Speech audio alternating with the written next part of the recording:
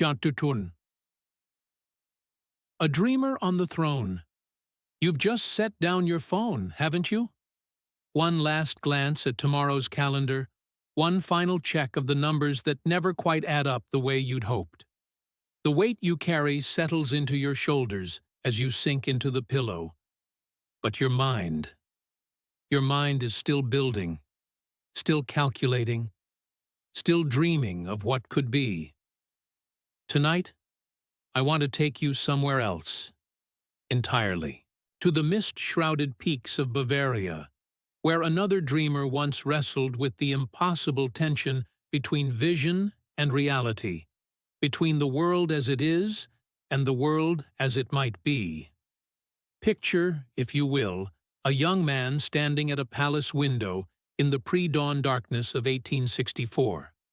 24 years old, tall and strikingly handsome, with eyes that seem to hold both infinite sadness and boundless possibility. His name is Ludwig, and today, quite unexpectedly, he has become a king. But this is not the story of a man who sought power. This is the story of a dreamer who found himself trapped upon a throne, and what he chose to build when the weight of an entire kingdom settled upon his shoulders. The kingdom of Bavaria stretches out before him in the gray morning light. Rolling green hills dotted with ancient forests. Villages where church bells mark the passage of time, much as they have for centuries. And beyond it all, the Alps themselves, those magnificent peaks that seem to pierce the very heavens, their snow-capped summits catching the first hint of dawn. Ludwig presses his palm against the cool glass of the window. Somewhere out there, in those mountains, lies a rocky outcrop called the Hohenschwangau, a place where his father once built a modest castle, where young Ludwig spent his happiest childhood days listening to tales of medieval knights and ancient legends. But what Ludwig sees in his mind's eye is something far grander. Something that doesn't yet exist, but calls to him with the persistence of a half-remembered dream. You understand this feeling, don't you? That moment when an idea takes hold, not just a business plan or a strategy, but a vision so complete, so vivid, that it feels more real than the spreadsheets and board meetings that fill your days. Ludwig feels it too, standing there in the early morning silence. He sees towers reaching toward the clouds. He sees walls of pale stone that seem to glow with their own inner light. He sees a place where beauty itself might live and breathe. But first, there are the duties of a king to attend to. The endless parade of ministers and advisors, each with their own urgent concerns. The budget meetings where every expenditure must be justified, every dream weighed against the harsh mathematics of royal finances. The diplomatic dinners where he must smile and nod and pretend that the machinations of European politics hold any meaning for him at all. Ludwig endures these obligations with the same weary patience you might recognize from your own days. The necessary conversations that drain your energy. The compromises that feel like small deaths. The constant pressure to be practical, to be sensible, to abandon the very vision that brought you this far. But in the evenings, in the evenings, Ludwig retreats to his private chambers, where something magical awaits. The music of Richard Wagner fills the air, those soaring melodies that seem to capture everything Ludwig feels but cannot say. Here, surrounded by books of poetry and architectural drawings, he allows himself to dream properly. He spreads the early sketches across his desk, rough drawings of towers and battlements, of great halls where light streams through stained glass windows in jeweled cascades. His architect, a practical man named Edward Riedel, has tried to temper these visions with reality. "Your Majesty," he says gently, Perhaps we might begin with something more modest? But Ludwig's finger traces the outline of a tower that seems to spiral endlessly upward. No, he says quietly, if we are to build something, let it be something worthy of the building. Let it be something that makes the world more beautiful than we found it. You know this moment, don't you? When everyone around you suggests scaling back, playing it safe, building something smaller and more sensible. When the voice of practicality drowns out the whisper of possibility. Ludwig faces this same crossroads, but he makes a choice that will echo through the centuries. He chooses to build his dream. The location he selects is breathtaking in its audacity. High above the village of Hohenschwangau, on a rocky crag that seems to defy both gravity and common sense, Ludwig envisions his masterpiece.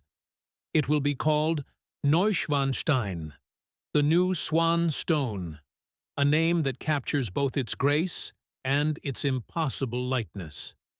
But as the first stones are laid and the scaffolding begins to rise against the Alpine sky, Ludwig discovers what you too have learned in your own building, that bringing a vision into reality is perhaps the loneliest work in the world. His ministers question every expense. The press mocks his fairy tale fantasies. Even those closest to him begin to whisper that their young king has lost touch with reality. They see only the cost, the complexity, the sheer impossibility of what he's attempting to create. They cannot see what Ludwig sees, a place where beauty and wonder might survive in a world growing increasingly gray and mechanical. Night after night, Ludwig rides out to the construction site, sometimes in moonlight, sometimes through driving rain, always alone. He watches the walls slowly rising from the living rock, and in those moments, the weight he carries seems almost bearable. Here, at least, his vision is taking shape. Here, stone by stone, something magnificent is being born.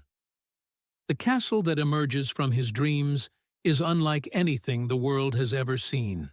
Not a fortress built for war, but a sanctuary built for the human spirit.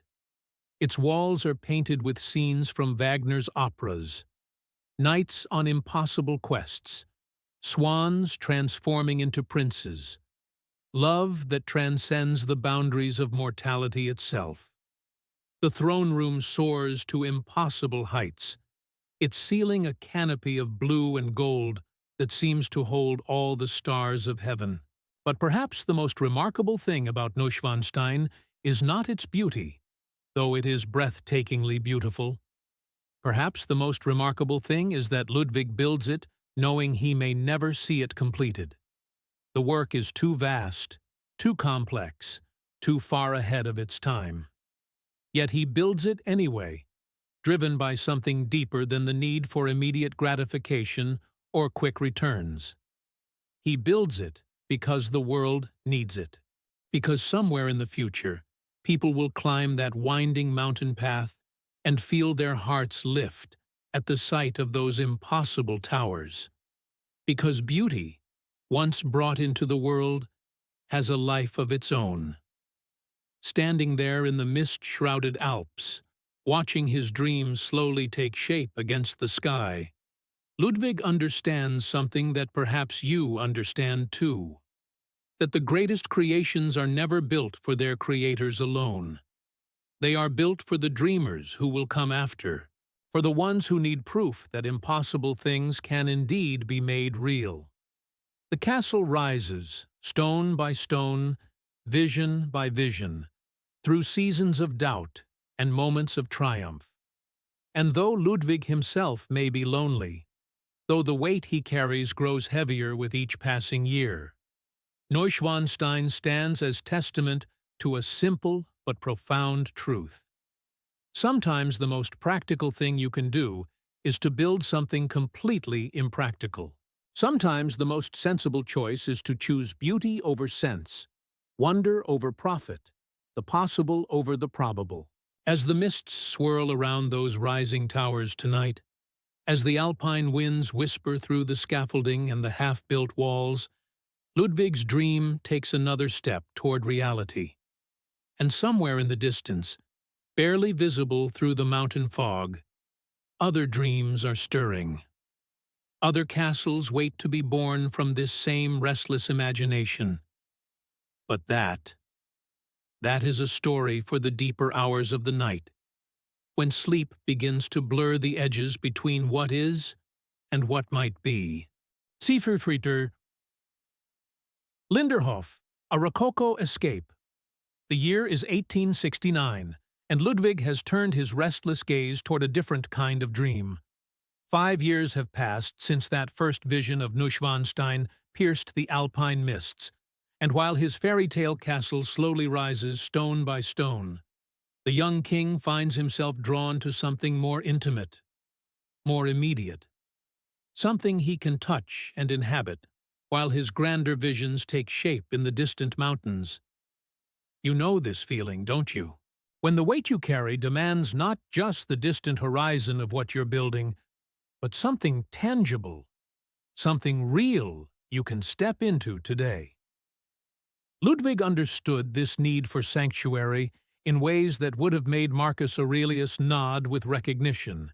Even emperors, the Stoic philosopher knew, required their quiet chambers. In the foothills of the Bavarian Alps, nestled in a valley where morning mist clings to ancient spruce trees, Ludwig discovers the ruins of a modest hunting lodge. Linderhof, it's called, a simple name for what will become anything but simple. Here, surrounded by the gentle slopes of the Graswang Valley, he will create something unprecedented.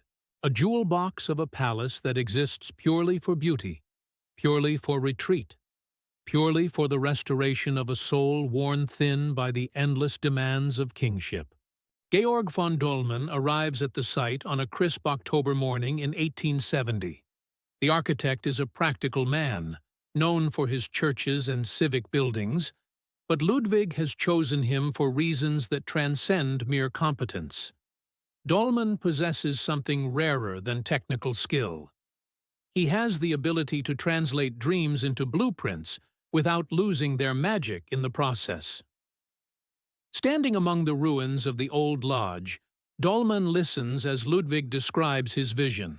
Not a castle this time, but a palace in the French style. Specifically, the Rococo style that had flourished at Versailles a century before.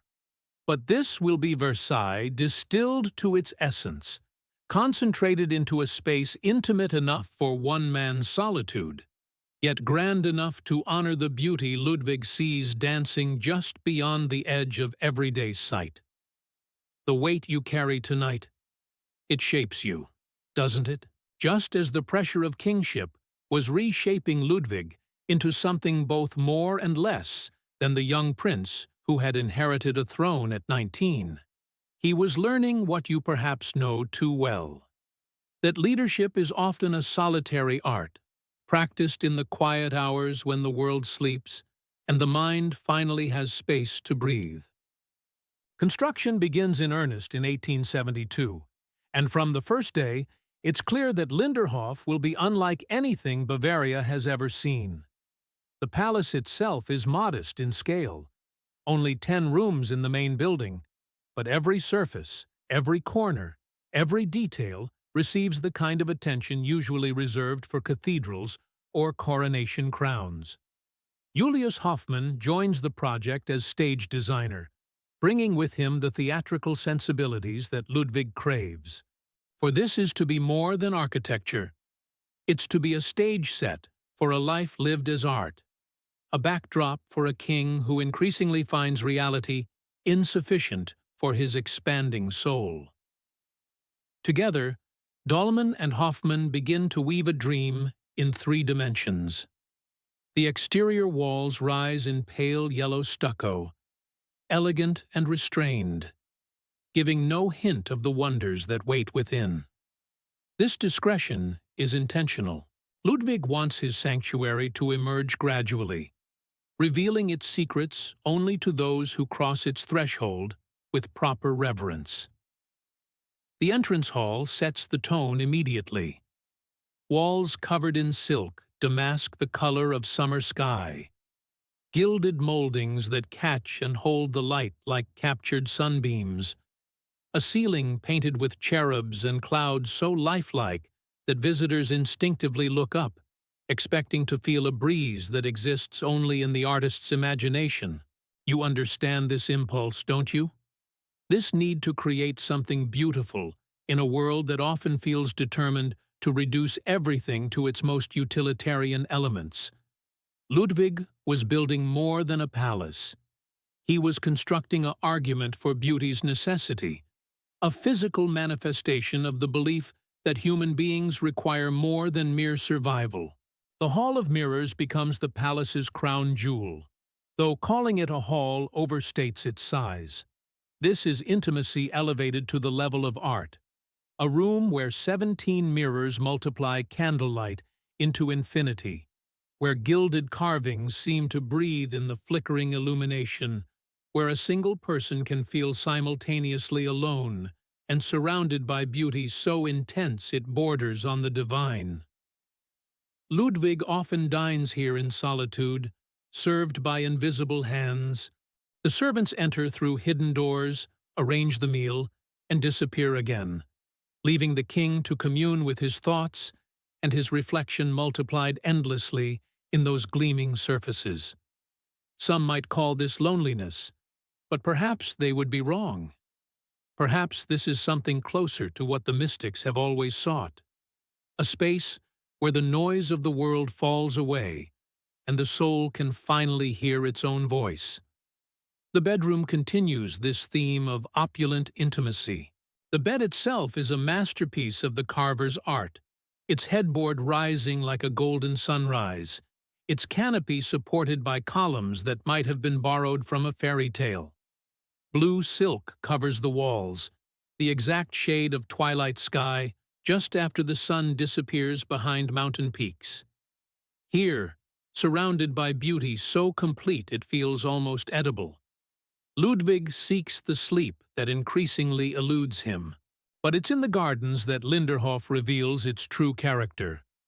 Dahlmann and Hofmann have created something that transcends mere landscape architecture.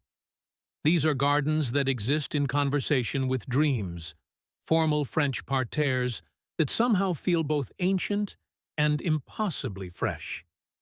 The central axis leads the eye up a gentle slope toward a temple dedicated to Venus, the goddess of love and beauty. Water features thread through the landscape like silver ribbons, their gentle murmur creating a constant, soothing soundtrack for contemplation. Sculptures emerge from carefully planned groves, classical figures that seem to have wandered here from some more perfect world and decided to stay. At night, when gas lamps illuminate the pathways and the temple glows against the dark forest beyond, the gardens become something even more magical. This is when Ludwig most often walks these paths, moving through his created paradise like a figure from one of the operas he so loves. A solitary king finding in artificial beauty the peace that the real world has never offered him. And then there is the Venus Grotto.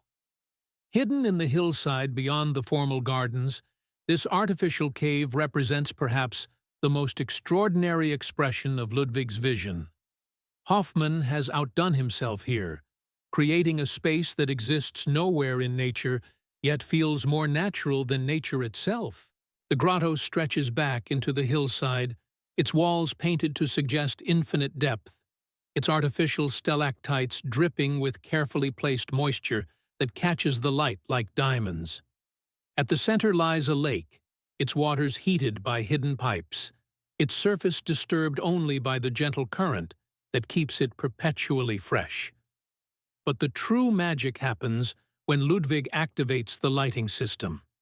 Hidden electric bulbs, a new technology that most of the world has barely heard of, illuminate the space in slowly changing colors. Blue for moonlight, amber for sunset, rose for dawn. The artificial becomes more perfect than reality, the dream more convincing than the waking world. Here, Ludwig sometimes takes to a boat shaped like a shell, floating on those warm waters while hidden musicians play Wagner's music from concealed alcoves. The weight he carries as king dissolves in this manufactured paradise, replaced by something lighter. The joy of a man who has successfully argued that beauty is not luxury, but necessity, not indulgence, but survival. The servants who work at Linderhof speak in whispers of their king's nocturnal habits, how he sleeps by day and lives by night, as if ordinary sunlight has become too harsh for his increasingly sensitive soul, how he dines alone but sets places for invisible guests, sometimes Louis XIV, sometimes Marie Antoinette, sometimes characters from the operas that provide the soundtrack to his solitary life. Some call it madness, but perhaps they misunderstand what they're witnessing. Perhaps Ludwig is not losing his grip on reality, but discovering that reality itself is more flexible than most people dare to imagine. In creating Linderhof, he has proven that the impossible is simply the possible that hasn't yet found its proper form. Tonight, as you lie there with the weight you carry pressing against your chest, consider what Ludwig understood in those candlelit chambers of his palace, that sometimes the most practical thing we can do is create something impractical, something beautiful, something that exists purely to remind us that we are more than the sum of our obligations. The gardens of Linderhof sleep now under starlight, their fountains whispering secrets to the mountain air, their sculptures standing patient vigil over dreams made manifest. And in the distance, barely visible through the Alpine darkness, the towers of Neuschwanstein continue their slow climb toward the sky, another impossible dream taking shape, one stone at a time. Neuschwanstein, the Swan King's castle, the weight of vision. It follows you even into the mountains, doesn't it? Even when you've escaped to the highest peaks, where the air is thin and the world below seems small and distant, the dreams you carry refuse to rest. They call to you in the wind through the pines, in the morning mist that clings to ancient stones. By 1869, as the foundations of Neuschwanstein grew deeper into the Alpine rock, Ludwig had learned something that perhaps you understand as well. That building the impossible requires more than passion. It demands a kind of stubborn faith that borders on madness. The castle that would become his masterpiece rose from a landscape so remote, so challenging, that even his engineers questioned whether it could be done. But Ludwig had seen something in those mountains that others could not. Where his advisors saw impossible logistics and crushing expense, he saw the realm of heroes. Where they calculated the cost of hauling limestone up treacherous mountain paths, he envisioned halls that would echo with the songs of Wagner's knights and kings. The inspiration for Neuschwanstein flowed from deeper wells than mere architectural ambition. In the music dramas of Richard Wagner, Ludwig had found his spiritual home, a world where love conquered death, where noble souls battled darkness, where beauty itself became a kind of sacred duty. The castle would be more than a residence. It would be a temple to these ideals, a place where the medieval world of legend could live again. Christian Jank, the theatrical designer Ludwig chose over conventional architects, understood this vision instinctively. His drawings showed not just a castle, but a fairy tale made stone. Towers that seemed to grow from the mountain itself. Walls that caught and held the changing light like something from a dream. When practical men protested that such designs defied engineering sense, Ludwig's response was simple: make it possible. The construction itself became an epic worthy of the legends that inspired it. Teams of workers carved roads from sheer cliff faces. Steam-powered cranes, marvels of modern engineering, lifted massive stones to heights that seemed to touch the clouds. In winter, when snow blocked the mountain passes for months, work continued by lamplight in chambers carved from living rock. You know this feeling, perhaps. The way a vision can consume everything around it, drawing resources and energy and hope into its orbit like some magnificent, terrifying star. The way others watch your impossible project take shape and wonder whether you're building something wonderful or simply building your own destruction. Within the rising walls, another kind of magic was taking shape. Michael Echter, a painter of extraordinary skill, began work on the murals that would transform Neuschwanstein's chambers into scenes from legend. His brushes brought to life the stories that lived in Ludwig's imagination. Tannhäuser in the Venus Grotto, Lohengrin, the swan knight crossing misty waters, Parsifal seeking the Holy Grail through enchanted forests. Echter worked with the devotion of a medieval monk, illuminating sacred texts. Each figure in his murals carried the weight of symbol and story. Each landscape spoke of worlds beyond the visible, realms where honor mattered more than profit, where beauty was worth any sacrifice. The painter understood that he was not simply decorating rooms, he was creating spaces where the soul could remember what it meant to dream of something larger than itself. The Singers' Hall, inspired by the legendary song contest at Wartburg Castle, began to take shape as a testament to the power of art itself. Here, Ludwig envisioned, the greatest voices would gather to celebrate the eternal themes: love and loss, heroism and sacrifice, the endless human struggle between the ideal and the real. The hall's acoustics were designed with scientific precision, its decorations planned with the care of a master jeweler setting precious stones. But perhaps the most revealing space in all of Neuschwanstein was the throne room, a chamber that would never receive its throne. Ludwig conceived it as a Byzantine sanctuary, a space that merged Christian symbolism with imperial grandeur. The ceiling would show Christ surrounded by angels and saints. The floor would be a mosaic of precious stones arranged in patterns that spoke of cosmic harmony. Yet, as the room neared completion, Ludwig made a curious decision. The throne itself, the symbol of the very power he had inherited and struggled with all his life, would remain absent.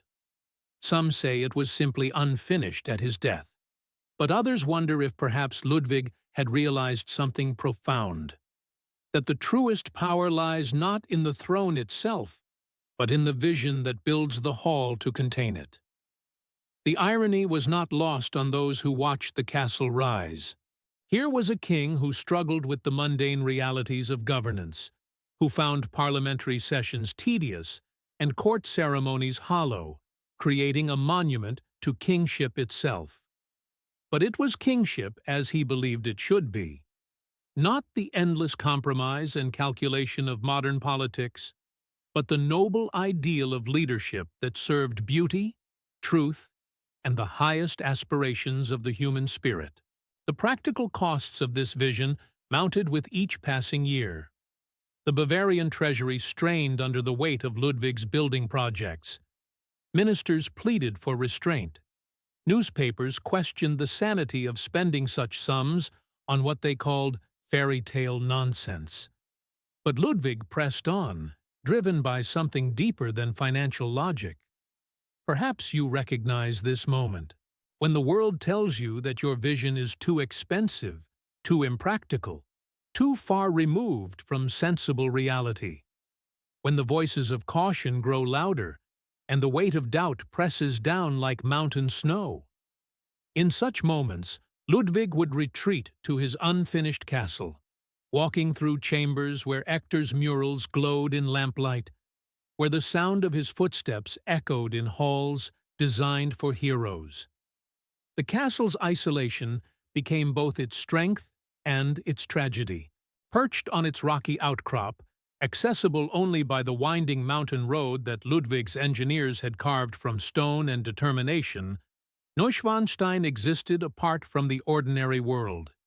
Here, surrounded by the tools and scaffolding of ongoing construction, the king could inhabit his vision directly, could walk through rooms where legend lived in every painted detail, where the very architecture seemed to sing with Wagner's melodies. But isolation, even chosen isolation, carries its own weight. The higher you build, the further you stand from the world below. The more perfect your creation becomes, the more imperfect everything else appears by comparison. Ludwig found himself caught between two realms, the compromise-filled world of practical kingship and the absolute beauty of his architectural dreams. The servants who worked in Neuschwanstein during those construction years spoke of a strange quality to the castle's atmosphere. Even unfinished, even filled with the dust and noise of ongoing work, the building seemed to possess a life of its own. Light moved differently through its Gothic windows. Sound carried in unexpected ways through its soaring chambers. It was as if the very intensity of Ludwig's vision had somehow infused itself into stone and mortar. Visitors who climbed the mountain path to see the rising castle reported a curious sensation, that they were approaching not just a building, but a doorway into another kind of reality. The castle seemed to exist partially outside of time, belonging as much to the age of knights and troubadours as to the industrial 19th century that surrounded it. And in the deepest hours of night, when the construction crews had departed and the mountains settled into silence, Ludwig would walk alone through his unfinished masterpiece. The weight he carried, the burden of kingship, the pressure of debt, the growing opposition of those who could not see what he was building. All of it seemed to lift in those moonlit chambers where Hector's painted knights stood eternal vigil.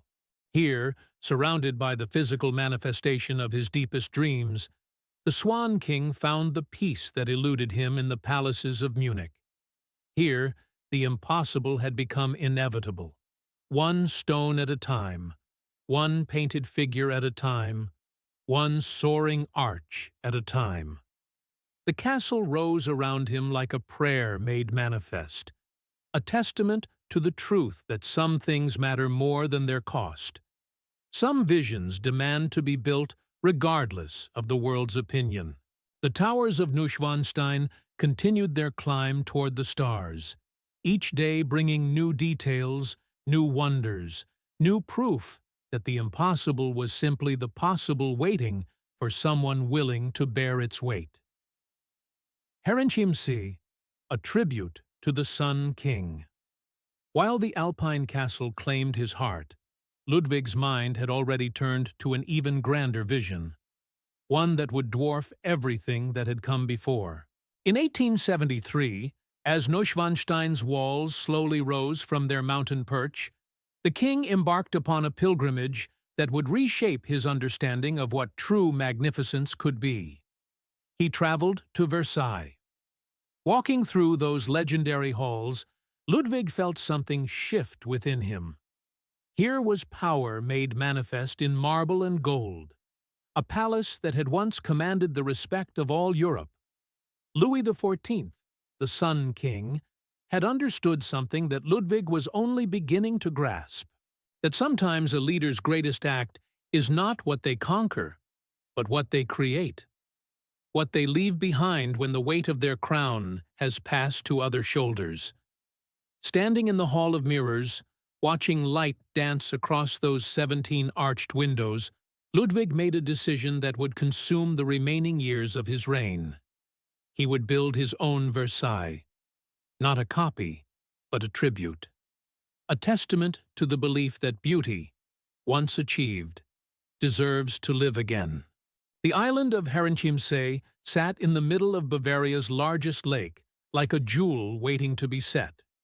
For centuries, it had housed a monastery, its quiet halls echoing with the prayers of Augustinian canons. But Ludwig saw something else entirely. He saw the perfect stage for his most ambitious dream. You know this feeling, don't you? That moment when a vision crystallizes so completely that everything else falls away. When what you're building becomes so clear that the obstacles seem almost insignificant compared to the magnitude of what could be. The weight you carry suddenly feels lighter because you finally know exactly where you're carrying it. In 1878, construction began on what would become Ludwig's most expensive obsession. The old monastery was carefully dismantled, its stones repurposed where possible, its history absorbed into something entirely new. Georg von Dollmann, the architect who had helped birth Linderhof's intimate wonders, now found himself tasked with recreating the most famous palace in the world. But this was no mere copying. This was translation. Every measurement from Versailles was studied, every proportion analyzed and adapted. The central section of Louis XIV's palace would be reborn on this Bavarian island, but it would speak with a German voice, filtered through Ludwig's particular understanding of what grandeur should feel like. The scale was breathtaking. Where Versailles sprawled across its grounds in seemingly endless wings, Herrenchiemsee would concentrate its power into a more focused statement. The facade rose from the island's shores like a vision emerging from the lake itself, cream-colored stone catching the light, windows arranged in perfect symmetry, the roofline punctuated by chimneys and dormers that seemed to march across the sky in military precision. From the water, approaching by boat as Ludwig always did, the palace appeared almost to float, a mirage of French elegance transplanted to Bavarian soil. The formal gardens stretched between the building and the shoreline, their geometric perfection a testament to humanity's desire to improve upon nature's randomness. Inside, the palace became a symphony of craftsmanship that pushed every artisan to the limits of their skill. The entrance hall rose through multiple stories, its walls sheathed in colored marble that had been quarried from across Europe. Italian craftsmen worked alongside German masters, each bringing their traditions to bear on Ludwig's vision of unified magnificence. The grand staircase. Ah, the staircase. It swept upward in a cascade of white marble, its balustrades carved with a delicacy that seemed almost impossible in stone. Statues stood in alcoves like silent courtiers, their faces bearing expressions of eternal serenity. Above, the ceiling bloomed with frescoes that told the story of Louis XIV's reign, but painted with a romanticism that belonged entirely to Ludwig's century. Every step echoed in that vast space, the sound of a single person moving through chambers designed for hundreds. Because that was always the paradox of Ludwig's creations. They were built for grandeur, but experienced in solitude. Built for the weight of ceremony, but inhabited by a man who increasingly sought only peace.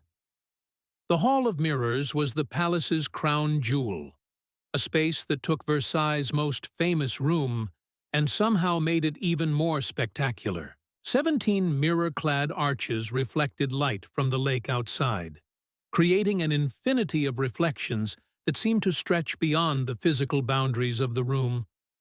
Crystal chandeliers hung like frozen fireworks, their thousands of facets catching and multiplying every gleam. But it was the details that revealed Ludwig's true genius. The way the mirrors were positioned to catch not just light, but specific views of the lake and gardens. The way the parquet floors were laid in patterns that seemed to flow like water toward the windows. The way every surface, from the gilded bronze fixtures to the painted ceiling panels, worked together to create a sense of movement within stillness. Here, Ludwig would dine alone at a table set for one, surrounded by enough splendor to entertain a dozen kings. The irony wasn't lost on him. He had created the most magnificent dining room in Europe, and he was its only guest. But perhaps that was the point. Perhaps true luxury isn't about impressing others. It's about creating a space worthy of your deepest thoughts, your most important conversations with yourself. The bedroom surpassed even Versailles in its opulence. The bed itself was a masterpiece of carving and gilding, its canopy supported by columns that seemed too delicate to bear any weight, yet somehow held firm. The walls were covered in silk that had been woven specifically for this room, its patterns incorporating both French fleur-de-lis and Bavarian symbols in a marriage of traditions. But it was the writing desk that perhaps revealed Ludwig's true intentions.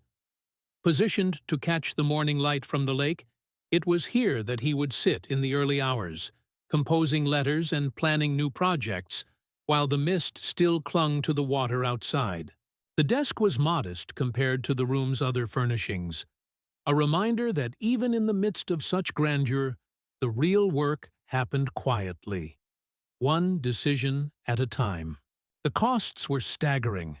Each year, the bills mounted higher. Craftsmen's wages, materials shipped from across Europe, the constant refinements and additions that Ludwig's perfectionist nature demanded. His ministers pleaded with him to slow down, to consider the kingdom's finances, to remember his duties to his people. But Ludwig had moved beyond such concerns. He was building something that transcended mere economics. He was creating a legacy that would outlast any balance sheet. You understand this tension, don't you? The pressure to justify every expense, every risk, every moment spent on what others might call extravagance, but you know is essential to what you're trying to build. The palace rose room by room, each space more magnificent than the last.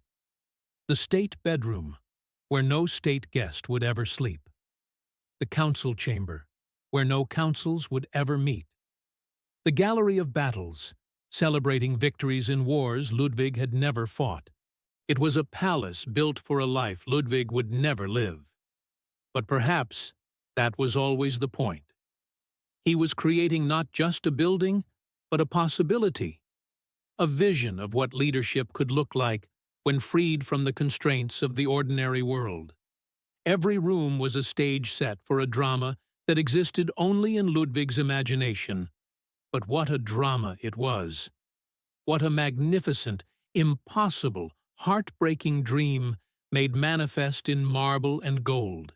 The gardens stretched beyond the palace in formal patterns that echoed Versailles but adapted to their Bavarian setting. Fountains sent water dancing into the air, their spray catching the light from the lake beyond. Gravel paths crunched underfoot as Ludwig walked alone through his creation, the only sound in a paradise designed for multitudes. By 1885, only 20 rooms of the planned 70 were complete. But what rooms they were, each one a masterpiece that would have been the crowning achievement of any other builder's career. The costs had spiraled beyond all reason, beyond all possibility of repayment, beyond the capacity of even a king's treasury to sustain. But standing in that hall of mirrors, watching the light dance across surfaces that reflected not just images, but dreams themselves, Ludwig knew he had achieved something that transcended mere success or failure. He had proven that the impossible was simply the possible waiting for someone willing to bear its weight, and bear it completely, without compromise, without apology, without looking back.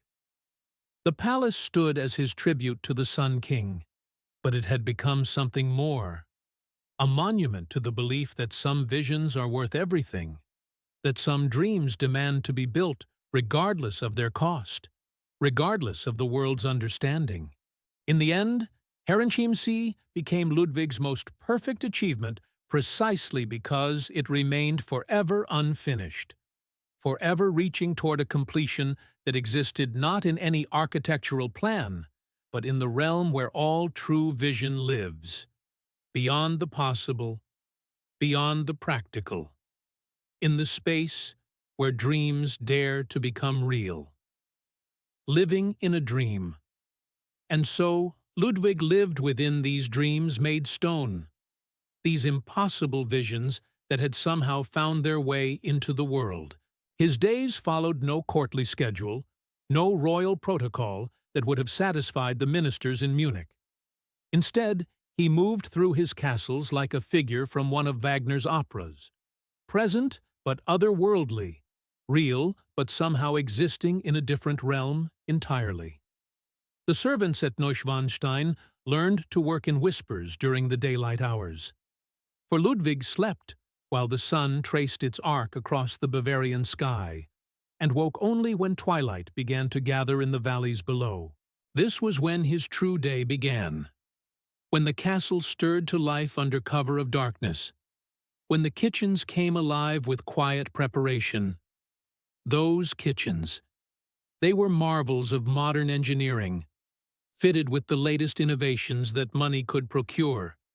Copper pots hung in perfect rows, their surfaces gleaming even in the subdued light.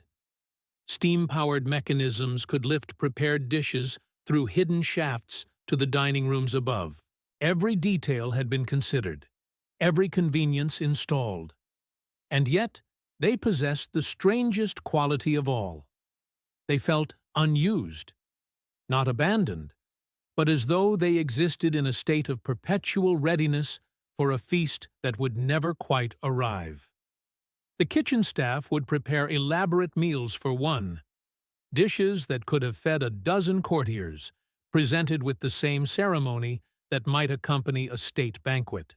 Ludwig would dine alone at tables set for 20, surrounded by empty chairs and flickering candlelight, consuming not just the food, but the entire theater of royal dining, the performance of kingship without an audience.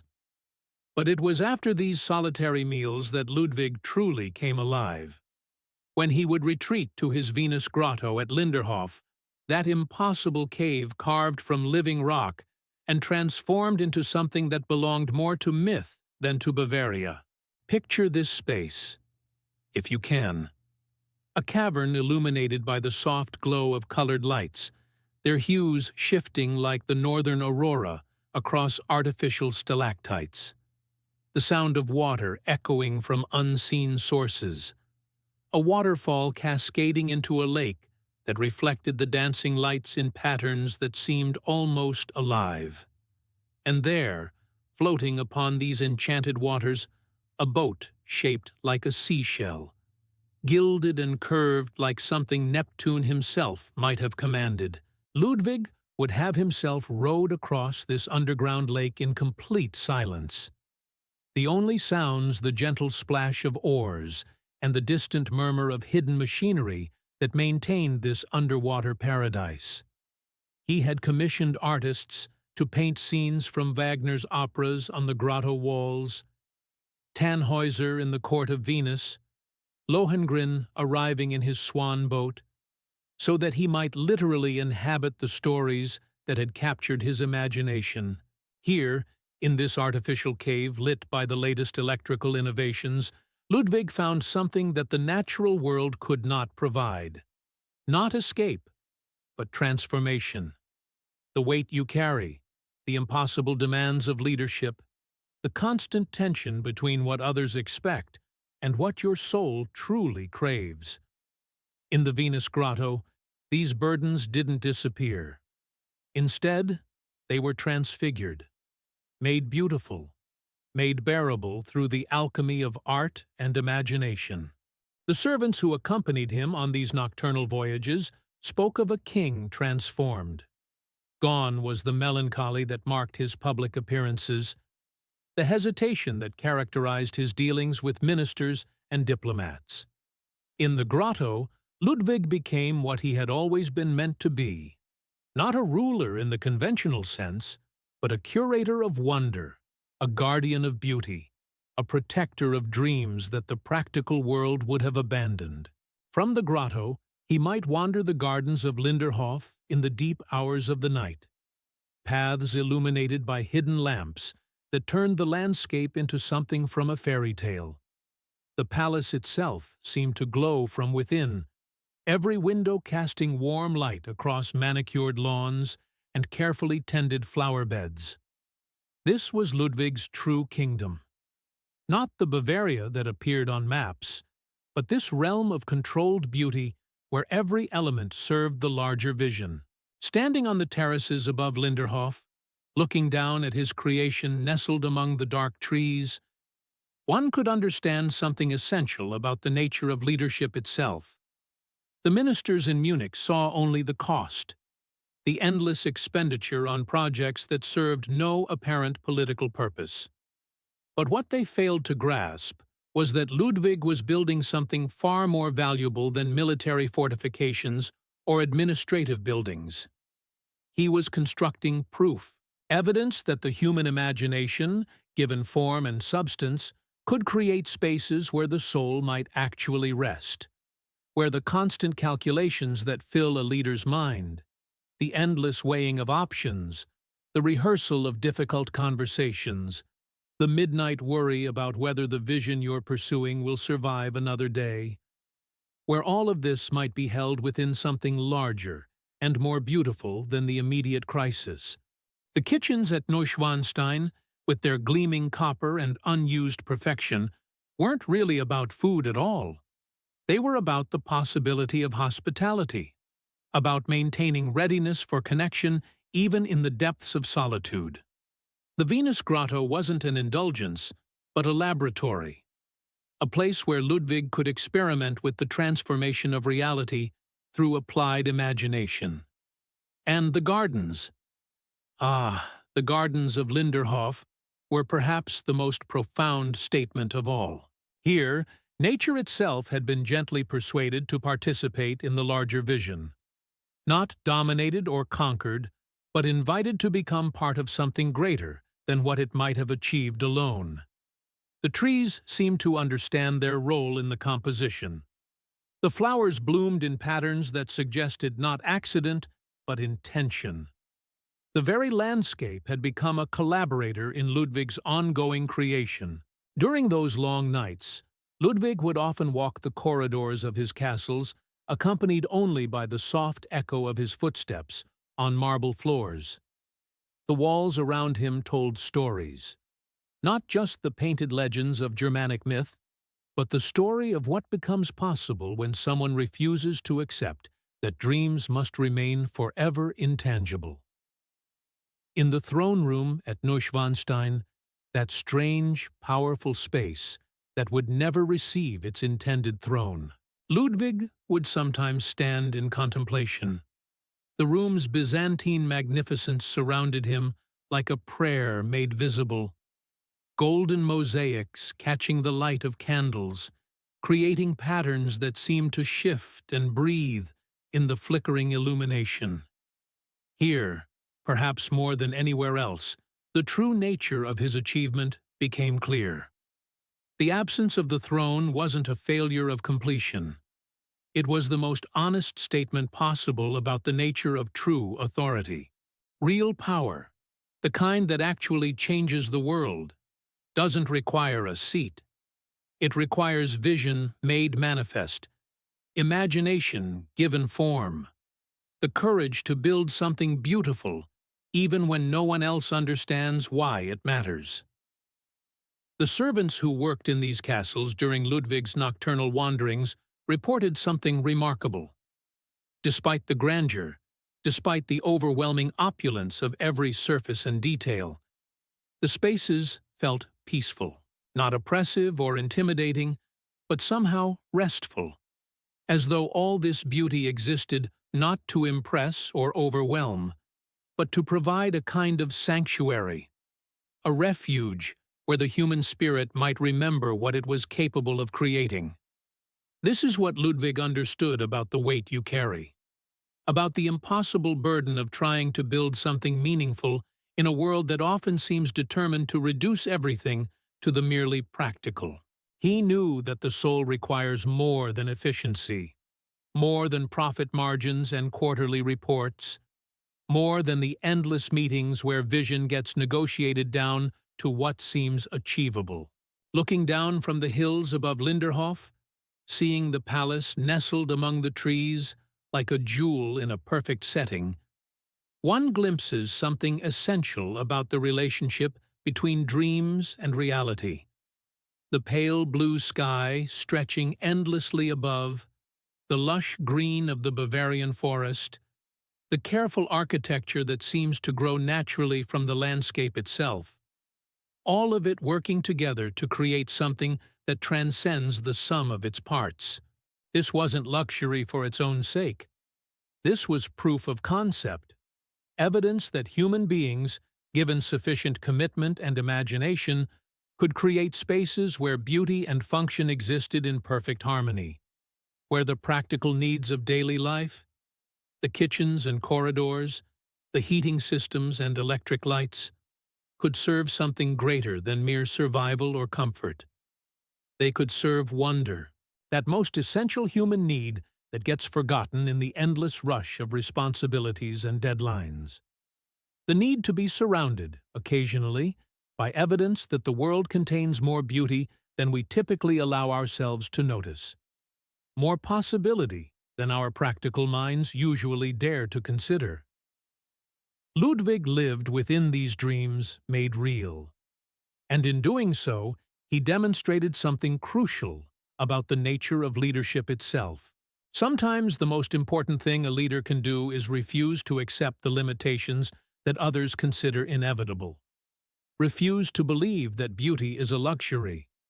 Refuse to abandon the vision simply because it seems impossible to those who have forgotten how to dream.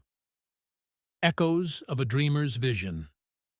And perhaps that is why, more than a century after Ludwig's death, millions of visitors still climb the winding paths to his castles, still pause in wonder before the Venus Grotto's artificial aurora, still stand in the Hall of Mirrors at Herrenchiemsee and feel something shift inside them. These are not merely tourist destinations. They are proof that the impossible can be made manifest, that dreams, when pursued with absolute conviction, can outlive the dreamer. The gardens at Herrenchiemsee still whisper with the sound of water trickling through elaborate fountains. Statues of gods and heroes standing eternal watch over perfectly manicured lawns that Ludwig once walked alone in the moonlight. There is something deeply moving about these spaces, the way they continue to exist in their full splendor, even though their creator experienced them in such profound solitude. The fountains still dance. The mirrors still reflect. The magic endures, waiting patiently for each new visitor to discover what Ludwig knew. That beauty, when created without compromise, becomes a kind of sanctuary for the human spirit. You carry weight tonight that Ludwig would have understood. The responsibility of seeing what others cannot yet see, of believing in something when the evidence for its possibility exists only in your imagination. The practical voices that whisper their doubts about your vision are the same voices that told Ludwig his castles were follies, that told him to build something sensible, something that made financial sense, something that served a clear and measurable purpose. But what purpose did Neuschwanstein serve, really? It was never a defensive fortress, never a center of government, never a practical residence for a working monarch. And yet, it has served a purpose that its critics could never have imagined. It has given millions of people permission to believe in magic again, to remember that there are possibilities beyond the merely practical, to understand that sometimes the most important thing we can build is proof that wonder still exists in the world. From the highest tower of Neuschwanstein, the view stretches across the Bavarian landscape like a promise. Rolling hills and distant mountains, forests that seem to breathe with ancient wisdom, lakes that reflect the sky like mirrors placed by the gods themselves. Standing in that space, looking out across that vista, you begin to understand what Ludwig was really building. Not just castles, but vantage points, places where the soul could climb high enough to remember its own vastness, where the everyday concerns that feel so overwhelming at ground level reveal themselves as temporary, manageable, part of a much larger and more beautiful pattern. This is what you're building too, in your own way. Not castles, perhaps, but something equally important. You're creating new possibilities, new ways of solving old problems, new paths forward for people who have been told that certain dreams are impossible. The weight you carry is not just the pressure of deadlines and budgets and difficult decisions. It's the responsibility of being someone who refuses to accept that things must always be as they have always been. Ludwig's tragedy was not that he built too much, but that he experienced too little of what he created. His castles were designed for solitude, but perhaps not by choice. The irony is profound. A man who created some of the world's most magnificent spaces for gathering and celebration, who built halls that could accommodate hundreds of guests, who designed rooms that seemed to call out for laughter and music and the warmth of human connection, and yet who walked through them almost entirely alone. But perhaps there is a different way to understand his story. Perhaps his solitude was not entirely tragic, but partially intentional. Perhaps Ludwig understood something that we are only beginning to grasp, that creation requires a certain kind of aloneness, that to build something truly original, you must be willing to step away from the crowd, to trust your inner vision even when no one else can see what you see, to work in the quiet spaces where imagination can unfold without interference from the well-meaning advice of others. The Venus grotto still glows with its artificial aurora, still creates that impossible twilight where Ludwig could escape not just from the pressures of kingship, but from the limitations of the ordinary world itself. There is something deeply moving about this space, the way it represents such a pure desire for beauty, such a complete commitment to the idea that if the natural world cannot provide exactly what the soul needs, then we must create it ourselves. We must become the authors of our own wonder. This is what you do every day, in smaller ways. You look at the world as it is, and imagine it as it could be. You see problems that others have accepted as permanent, and dare to believe that solutions are possible. You carry the weight of that vision even when others cannot yet see what you see, even when the evidence for your success exists only in your imagination and your determination to make it real. The halls of Hohenschwangau echo now with the footsteps of visitors from around the world, people who come to witness what happens when someone refuses to compromise their vision. When someone decides that beauty and grandeur and the pursuit of the impossible are not luxuries but necessities, not decorations on life, but the very substance of what makes life worth living. Ludwig died young, and his death remains shrouded in mystery. But his legacy is crystal clear. He proved that one person's unwavering commitment to their vision can create something that outlasts not just their own lifetime, but their entire civilization. The Bavaria that rejected his dreams now depends on them. The kingdom that called his castles follies now celebrates them as treasures. The world that once dismissed him as a madman now recognizes him as a visionary. Perhaps this is the most important lesson his story offers, that the judgment of the present moment is often the least reliable guide to lasting value. The things that seem most impractical, most expensive, most impossible, are sometimes the very things that future generations will treasure most. Not because they were practical, but because they were proof that human beings are capable of reaching beyond the merely practical, capable of creating beauty for its own sake, capable of building dreams into reality through nothing more than vision and determination, and the refusal to accept that certain things cannot be done. Tonight, as you finally allow your mind to release its grip on tomorrow's challenges, as you let yourself sink into the quiet spaces where rest becomes possible, remember that you are part of this same tradition. You are carrying forward the same essential work that Ludwig carried forward in his time. The work of seeing possibility where others see only problems. The work of believing in beauty when others counsel only for efficiency. The work of building something that serves not just immediate needs, but the deeper human hunger for wonder, for meaning, for proof that we are capable of more than mere survival.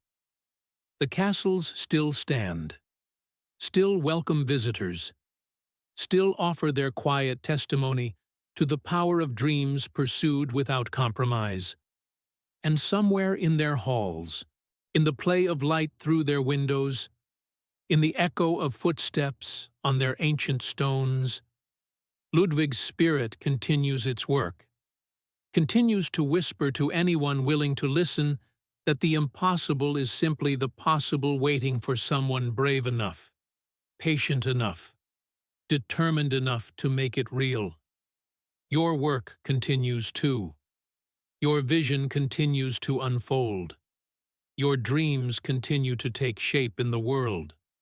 One decision at a time. One day at a time. One small act of creation at a time. And like Ludwig's castles, what you're building may outlast not just your own expectations, but your own ability to imagine its ultimate impact. May serve purposes you never intended. May inspire people you will never meet.